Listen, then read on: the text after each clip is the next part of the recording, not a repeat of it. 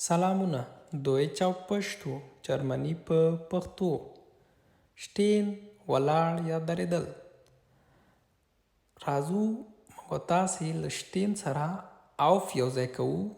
نو auf چې موږ سره یو ځای که aufstehen راغی. aufstehen چې دا مکمل ورب یا پیل چې دا دې ته تخینبا ورب وایي. او شټین چې یوازې ووسي نو بیا هغه هم نورمال ورب ده، یوازې ولاړ ده، تخینبا بیا نه ده.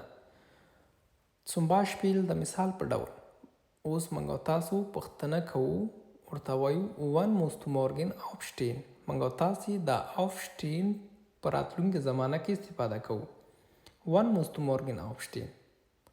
سبا سهار ته باید کوم وخت پاسېږي، یا سبا سهار ته کله پاسېږي، سبا لخره ته کله پاسېږي. دا رقم پوښتنه کولی شي. مطلب یې له خوب څخه ده. فرشتېهن راځو له شټېهن سره اغ جمع کوو، یعنی دا ورسره وایي فر ورسره جمع کوو فرشتېهن پوهېدل.